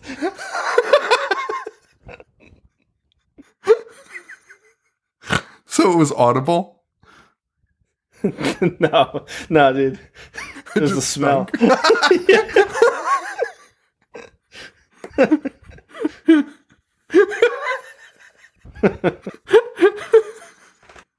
Oh my god. Well, this kid tries his hand at comedy and it's fucking awful. He's like laying in the grass because she like leaves him. She's like, don't talk to me, you're gross. And he's like laying in the grass of somebody else's lawn. He's like, don't leave me here, I'm drunk. I had girls dancing on me. First of all, you didn't. No girl was dancing on you. You fucking big-headed weirdo. You mutt. And then he's like, I think he says, and they were feeding me guacamole. It sounded like they were like ad-lib some funny stuff. Like, and this is what we got. And it was just like, what the fuck is happening? Also, maybe right under chili is guacamole at a fucking dance.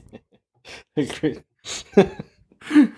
Oh, man. And then he starts talking to Michael, who's not hiding. He's just next to a tree. Yep. I didn't mind this scene, though, outside of the tree thing, because we get this weird motion light thing where the motion lights are activating and then deactivating, and Michael kind of moving while the lights are off and getting closer to him and creeping him out. But, no matter how drunk I was, I'm fucking out of there, man. Yeah, agreed. And he's like, Mr. Whatever the guy's name is, Mr. Fezziwig, what are you doing out here? Is Mr. Fezziwig? Isn't that the guy's name from Christmas Carol? I think so. Oh, man. Michael kills him, though. And he's impaled, like, on the fence. His face is impaled on the fence. It's a cool kill. Honestly, most of the kills were pretty cool in it. It's just why they were happening doesn't make a ton of sense. Yeah. I mean, including this one, I don't even know why he's around these people, but he is. Allison sees Michael for the first time, and we're finally off to the races. And we get that new Halloween song, this new score that was in this movie, and I really liked it. What do you know what I'm talking about? Where they added that, like, I do. I dug it. I think it added a real sense of dread. I didn't feel as strongly as you do, but I didn't, dislike it. All right, fine. Did John Carpenter write it or no? I don't know. Never know with that fucking wackadoo. Let's look up Halloween 2018 soundtrack. It's probably not him. I feel like he tries to. John Carpenter confirmed in October 2017 that he had a deal to score the 2018 release. So maybe all music is composed by Carpenter. Wow, cool. That's cool. I like that song. I'm surprised it was him though, but I mean, I guess I shouldn't be. He was like, I need more songs for my weird live show where I just play clips of movies in the background. I would go see that in a second. I would too. I'm knocking it, but I would go see it for sure. But it is a little odd. He's so old and so silly looking. It's just funny. All right. What happens next? The police have decided to bring this family that is being hunted, which they don't know that they're being hunted because Michael has not approached them yet. But we're assuming they're hunting the Strodes, which is an odd assumption to make. And the police said, you know what we should do is bring them to Laurie's house because that's where it's safe. We're talking about people with access to a police department and cells in a police house. And they're like, let's bring her to Laurie's weird fucking house. And that's where they go. The cop picks up Dr. Sartan or Satarn. I don't know, whatever his name is. The cops pick him up at some point. I don't even know how that happens. Do you? Is it even worthwhile to know? I swear he just ends up in the fucking car. I just knew. Yeah, that's what I was gonna say. I just know that he just somehow ends up with Will Patton. Yeah, it's fucking weird. They pick up Allison, and they're just all in the car together, and they're our new crew. Which, by the way, Will Patton's character is the one that arrested Michael in 1978. I dig that. I like this little addition. I also like that he is thinking clearly and is like, we're just gonna fucking kill him. I'm gonna run him over and then I'm gonna fucking blow his brains out. So he runs Michael over, throws him a few yards, and in the oddest scene ever in any movie in movie history. The cop gets out and he's like, I'm gonna fucking kill him. And the doctor's like, and pulls out this James Bond villain penknife that has literally never been in this world ever. He pulls it out and stabs the cop in the neck. This was the scene that stuck out to me the most when I first watched it in theaters, and it's stuck with me since because I fucking hated it so much. Like everything that had taken me out of the movie prior to this moment doesn't even compare to how much this has taken me out of the movie at this point. No, it is it's baffling. But is it as baffling as we see from the girl's point of view who's locked in the backseat of the cop car? She sees no movement happening, and then all of a sudden the idiot doctor pops up wearing Michael's mask. Like, he is and literally shaking his head like it's like the most Rob Zombie. This might be an homage to Rob Zombie because it's the most Rob Zombie scene in the fucking movie. Makes no fucking sense. And you got this doctor who now has a sling on, another cop's coat to keep him warm, like draped over his shoulders like you would do to your date who's cold. And now he's got Michael Myers' mask on. Fucking silliest looking idiot in the world. And then he drags Michael over to the car and he's like, make room for my patient. And he puts Michael in the cop car with Allison in the back seat. It's insane. And they're driving. And Allison tricks the doctor in the most easiest cartoonish Scooby-Doo ass way I've ever seen. Because she's like, hey, did I tell you Michael said something to me? And the doctor basically slams on the brake and is like, what the fuck did he say to you? This is a spit take. He really does. He's like, what do you mean? What did he say? Tell me what the fuck he said. And she was like, well, I'm only going to tell you if you'll stop and let me out. And he's like, oh, God damn it. And he like fucking stops the car. And you're like, what the fuck? How is this possible? It's fucking insane. Michael kills the doctor by while they're stopped. Michael wakes up, and of course, instead of killing Allison, who is right next to him and very killable, he somehow smashes through the back seat of a cop car, smashing the doctor into the steering wheel. How can people say this is the second best one? There's so much stupidity involved in every fucking scene. Every scene. Every fucking scene. Allison gets away somehow. Michael then stomps on the doctor's head and fucking explodes it like a fucking pumpkin. Like, just fucking smashes it. It explodes. Yeah, it's insane. There's also two cops here in this scene where it doesn't really matter. It's supposed to be comic relief, and it's fucking rough. It's fucking rough. It's fucking rough. Talking about Banh Mi, and it's just like, who the fuck wrote this? Who the fuck wrote this? Especially because these two cops are just going to die off screen. We don't even get to see it, and that's the end of that. That's what you get when the guy who made Pineapple Express and Your Highness, direct this movie. So. And people were like, this is going to be brilliant. Because remember Jordan Peele? Remember Jordan Peele made a horror movie? It's like, yeah, well, Jordan Peele is a fucking brain. Is it Jordan Peele? Yeah. Yeah. Yeah.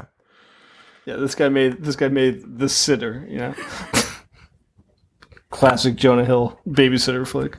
I had to think for a minute. Ay. Anyway, at the house, Lori, her daughter, and her son-in-law are all kind of hunkered down in there in their bunker, and they see a cop car pull up to the house. So the father goes out to check on it. When he opens I don't know why you would do this. Like, you're bunkered down for a reason. And when he opens the car door, the cops are dead. And one has been turned into a jack-o'-lantern with a mag light. A mag light, dude. I can't stop thinking about how we just watched Michael Myers curb stomp a guy till his head exploded. And I shouldn't say that. Not till his head exploded. He did it once and his head exploded. Yes. Like at least if he did it multiple times and then his head exploded, you'd be like, okay, maybe. Once his head exploded. It's like a water balloon. Why is he not just kicking things?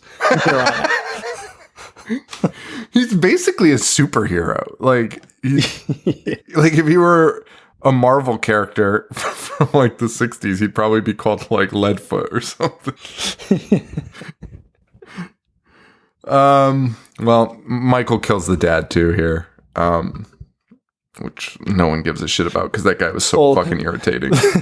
The strongest man in the world from Pete and Pete. Oh, that's fucking right. Somebody said that to us, and I didn't realize that until they had said it to me. Yeah, that makes sense. And now he's talking about his penis and peanut butter on it, which good for him. Fucking good for him. Oh man. If I made the sequel to this, which I think they're going to make 2 to this, technically. They're making Halloween Kills and another one. If I were going to do it, and I made this piece of shit, and I started making the next one, I'd be like, you know what? I'm just going to do something stupid. I'm going to say that this one starts halfway through Halloween 2018 and just rewrite it from there. I like it. It's not what they're going to do though. Of course not. Imagine that's what they were going to do. Fucking, I'd be all never heard anything so ridiculous in my life. Are you sure? Because right now is when Lori... Sean, yes, hold on. I want to stay on that. Can you imagine? I want this to happen so badly. Can you imagine ignoring all the sequels to a film and then making a sequel and then making a sequel to the sequel, but only having it take place from halfway through the first sequel and ignoring everything that came after it.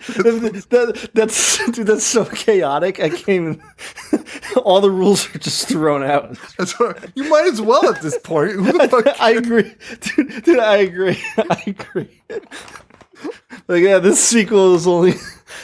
This is a true sequel, but it only takes place after the first 15 minutes of the next sequel. And also includes 15 minutes from Halloween 3 are now canon to this sequel. Fucking chaos, dude. Oh my god. Yeah, but it's not as stupid as what's about to happen because Laurie has been training to kill Michael Myers for 40 years. Her house is set. There's booby traps. There's everything.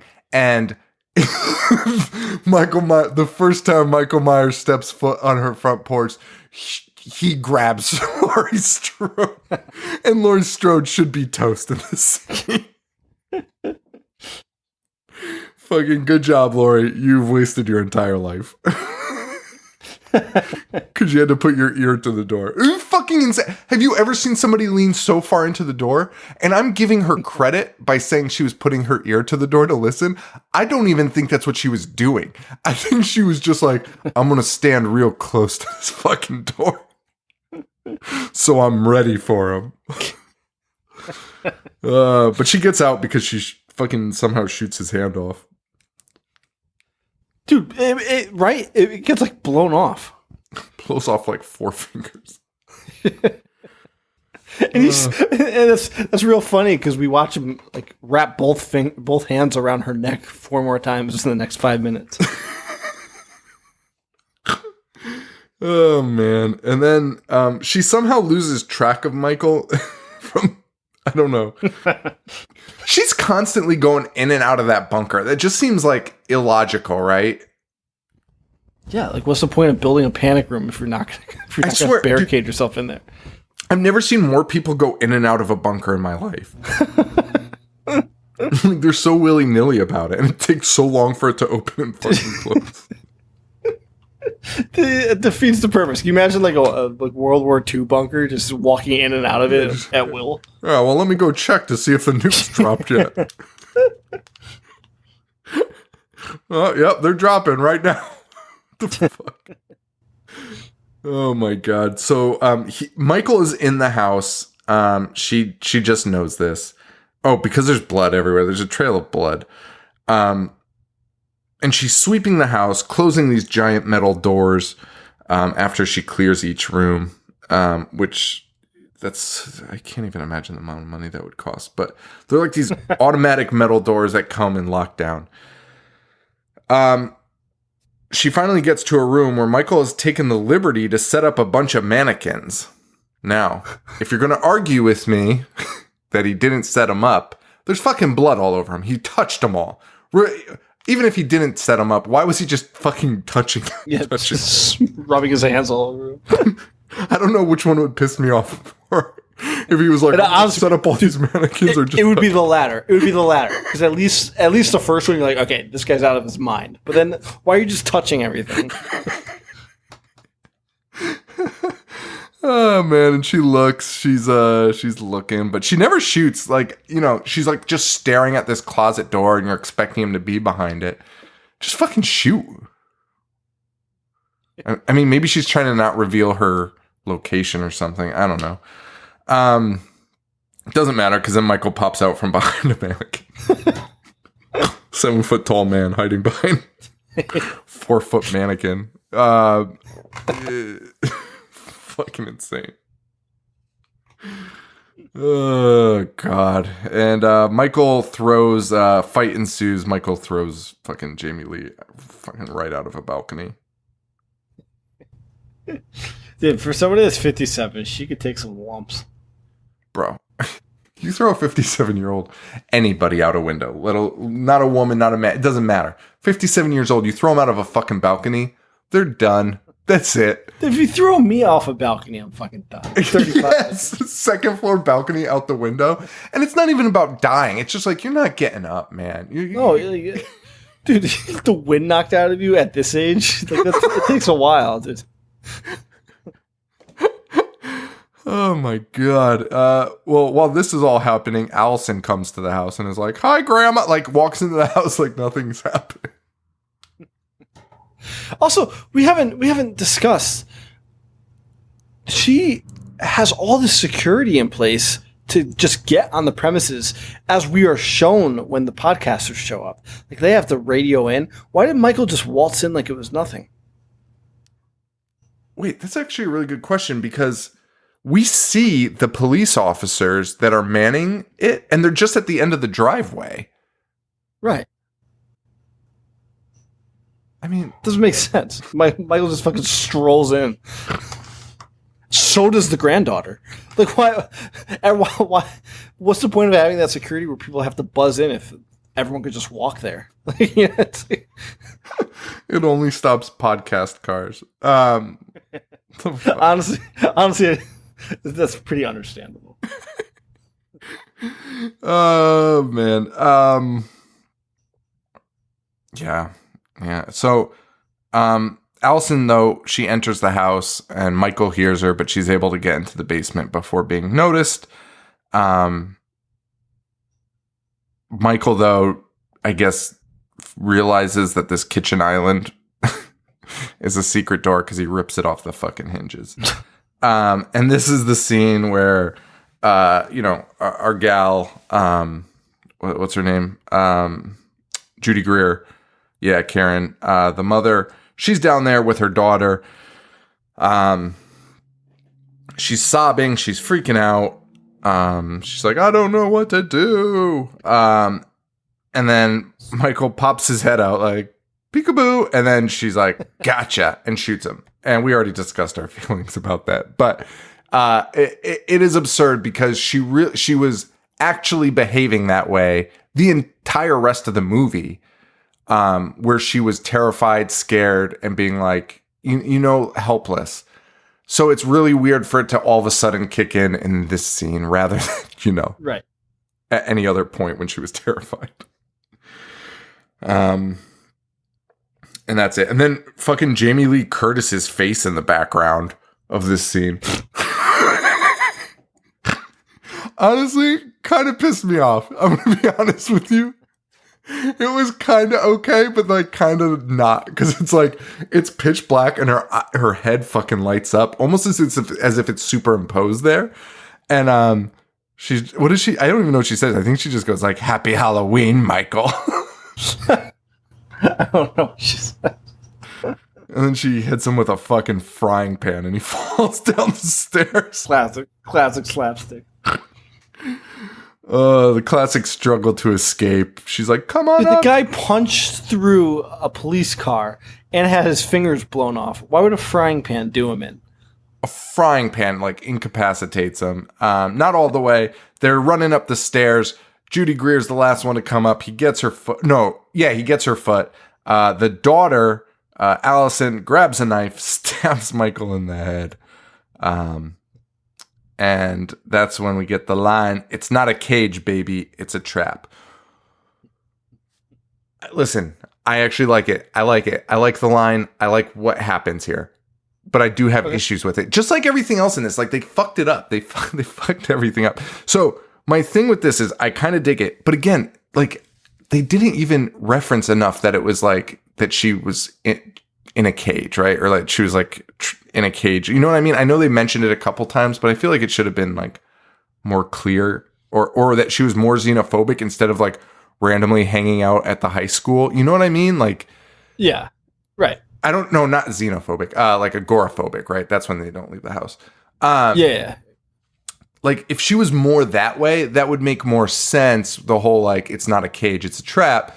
But like the fucking the whole movie, Laurie's just like hanging out, going around town, fucking right, driving around. And if you like, if it's truly a cage and a trap, her entire house burns down. You know what I mean? Like that's the end game. That's not like a viable option. Like how's that a victory for you? And why would you think Michael would come to you? Right. Like, why would you think that? He attacked you once. It's so stupid. It's so fucking weird. It's really fucking weird to be like, he's definitely going to come chase me down to my house. I'm going to lock him up. Unless he was your fucking brother, then you'd be like, oh, he's coming for me. I agreed. It's the only way it makes sense. Fucking egomaniac, Laurie Strode.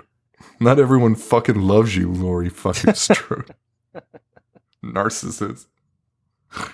Oh boy. So then she, they hit the switch. These giant fucking spikes come out. They lock Michael in the basement. He's got nothing to do but just stare at him while they turn on the fucking gas, throw a flare downstairs, and R.I.P. Michael. The gals escape as a truck drives by. They get in. And it ends. It ends with the weirdest close-up I think I've ever seen in my life. Weirdest still zoom in I've ever seen, because it just zooms into the knife that Allison's holding. That's the end, man. That's the end of Halloween 2018. And there's a post-credit scene. Oh, what is the post-credit scene? I don't think It's just Michael breathing. Oh, yes. Just so you know that he's still alive. Right. Which is the most infuriating part of this entire thing. To me, the build-up, there's a lot of really bad things that happened in this. But to me, you randomly ignored 7 movies,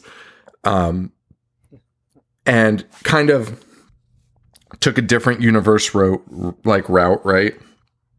Yep. Like, this is a separate universe, kind of a different branch. We still have all those movies to love, and this is just a different branch of that. And yep. I think this ending is fine if this is it. If you were like, we're going to make a movie where we kill Michael final. I kind of like dug the way that you kill him like this. Like, you know what I mean? Like, I kind of dig it. Like, just fucking burn him up. It works. Honestly, I liked I liked that the 3 generation of Strode women they won, you know, they drove away. They're the victors. Like, I like that. And if you're exactly right, if that was the end of it, fine, whatever. but he's still around. So we're making 2 more of these. Oh my God, that's fucking agonizing. Why are you doing this to us? It's fucking brutal. What the fuck is happening? And why are the little kids that that Laurie Strode was babysitting coming back? Like, there's no way. Michael never even tried to kill them in the first one. He's just going after Jamie Lee Curtis's character. Like, why are we bringing them back in? It makes no, like, all of these people would have left Haddonfield. Assume new identities. Yeah. Jesus fucking Christ. Well, that's it. That's Halloween 2018. Glad we did it. Yeah. Glad we did. Not glad I watched it again, but that was a fun episode. I appreciate it. So we have now 3 weeks of November. We're definitely going to do Blood Zone. What is it called? Blood Rage. Yeah, there we go. Blood Rage, not Silent Rage. We'll be doing Blood Rage the week of the 24th, the week of Thanksgiving. We will do Trauma the week of the 17th. I'll put up the Patreon poll. You guys get to choose our Trauma movie. We got to think of something for next week, man.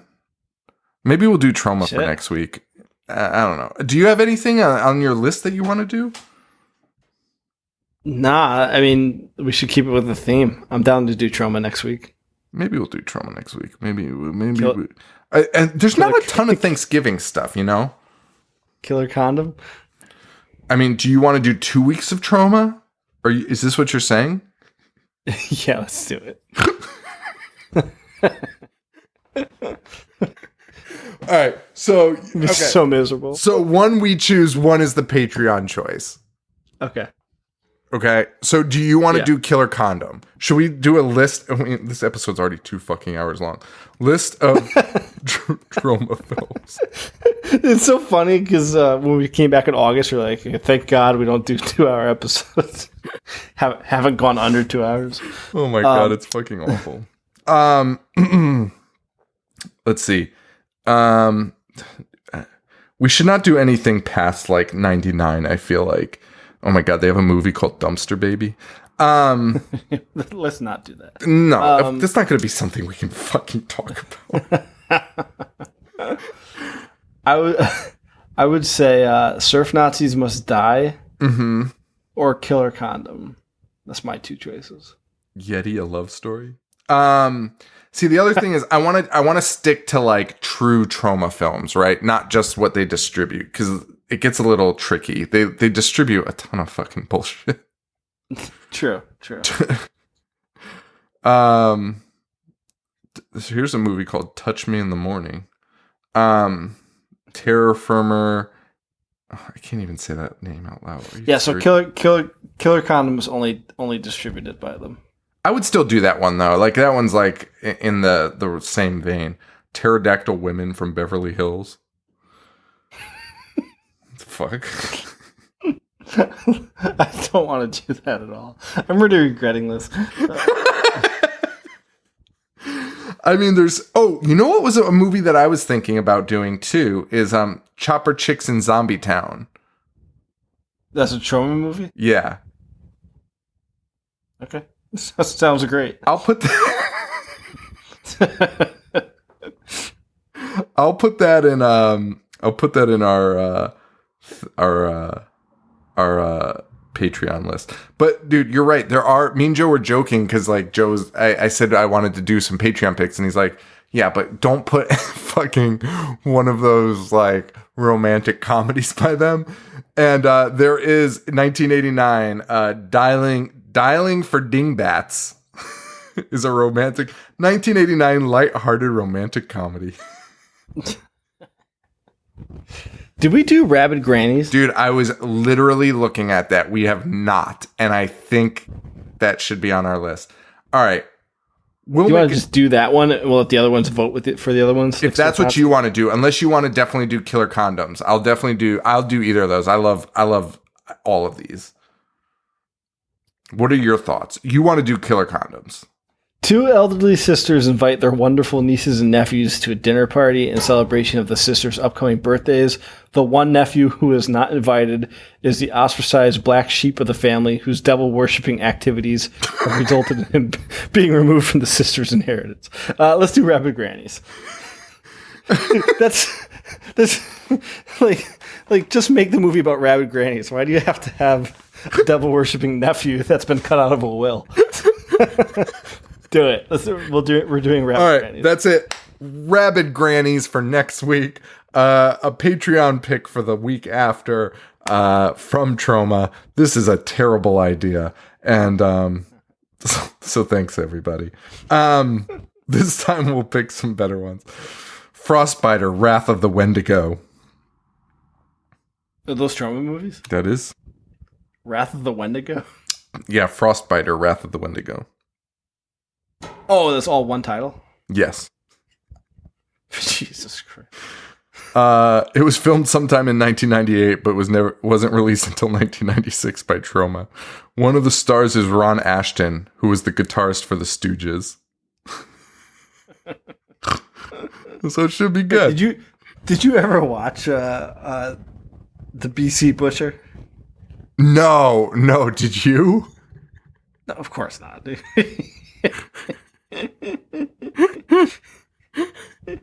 I remember because she doesn't listen to the show. So Sean interviewed her like real early on when the director when we were starting, and like I mean, It's called BC Butcher, and it's a trauma movie. It wasn't on the top of my list to watch. I never watched it. Yeah. And I remember one of our listeners, like one of our very first supporters, was like all gung ho about it, and like, I'm so glad you got like trauma people on. Like, I can't wait for this.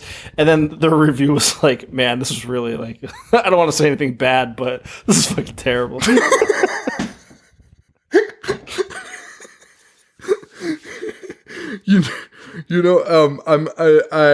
I think we should talk more in detail about that whole thing. We should just talk more about that and Corey Feldman and what devolved after that interview. She went out for great that she's in that Tarantino movie. Yeah, no, that's cool. But there was a lot of weird shit that happened to me. Let's do that as Patreon. Let's do that for Patreon. All right, fine.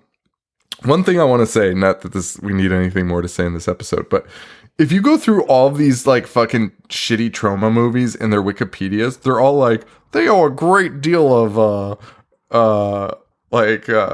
praise to Evil Dead for blending comedy and horror. And it's like, dude, if I were Sam Raimi or fucking Bruce Campbell, I'd be like, don't fucking ever. Because like really no one's touched that real level of what they did and how they meshed them together. Like, no one's ever done that, especially trauma. Oh yeah, paying homage to the Evil Dead. No, they weren't. Oh fuck. Trauma has 4 early 80s romantic comedies. One's called Stuck on You, and there's The First Turn On, Squeeze Play, and Waitress. And all of them have exclamation marks after the title. And one of those will be on our Patreon pick. Please don't, dude. Please don't. Dude, Stuck on You. This film, inspired by the writings of Tom Lehrer and Stan Freberg, follows a strange couple, Bill and Carol, who are in a palimony suit against each other. The zany judge Gabriel is handling their suit. As Bill and Carol relate their problems to Gabriel, he demonstrates how all lovers from the beginning of time, from Adam and Eve, Queen Isabella and Christopher Columbus, and King Arthur and Lady Guinevere, have faced the exact same troubles. The judge is finally revealed to be the angel Gabriel, sent down in hopes of bringing the couple back together. Fuck is happening? All right, fine. Put it on. What the fuck is happening? Joe. Wait, also, Lloyd Kaufman has stated that Stuck on You is his favorite of the Trauma's sexy comedies. Is that true? Yes, that's a statement. I see it right here. Dude, here's my problem. Lloyd Kaufman also told us that he used to bathe with George Bush. Joe, and here's my other problem I was just about to say. Lloyd Kaufman, when you talk to him, seems genuinely confused that people like that trauma isn't more successful than it is. He's also very like, I do things my own way, which I appreciate, but there is an element of like, I don't understand like why like Hollywood keeps us out. Listen to what you just said. His direct quote to us when we interviewed him was, every movie that he makes, he expects to be a blockbuster, and he's genuinely confused when it's not.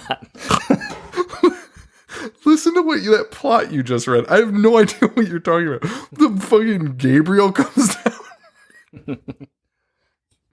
Holy shit. Anyway, all right, we got to end this episode. It is 2 hours long. That's all we got, man. Thank you all so much for your support. Thank all the Patreon pledges. We really appreciate you guys. You guys are great. And there's no bonus episode this week, but that's because I knew this was going to go a little bit long, and that is an understatement. So no bonus this week, but I'll make sure you guys get this one early. New merch is coming soon. I don't know if we're going to do the pins anymore. I got a quote for them, and it was fucking obscene. So I may audible or maybe just do one pin. I mean, I got a quote for 3 different kinds of pins, so I don't know. Maybe just do the one pin. That probably makes a whole lot more sense. And maybe we'll have the Patreon people decide on the design, which one we do. That'd That seems like it would make sense. So that's it, man. That's all I got. You got anything? That's it, man. All right. Well, thank you guys all so much. We're at Instagram at I Hate Horror, Twitter at I Hate Horror Show. We're at IHateHorror.com. And I think that's it. I think that's all we got. We're going to do a live show, a live stream this month too. I don't know what we're going to do for that, but I think we got a new platform. I think it's going to be dope. I'll probably do like a weird, like guerrilla pop-up type live show, just me to test out the new platform, see if it works, see if we get kicked out for breaking copyright laws. And you can find that only at patreon.com/IHateHorror. And that's it, man. Joe, what's your Instagram? Boognish1985. That's it, guys. Thank you all so much. Really appreciate it. And for Joe, this is Sean. Stay weird. Thank you. Adios. I dissect movies all fucking day. I'm gonna watch what I'm not supposed to watch.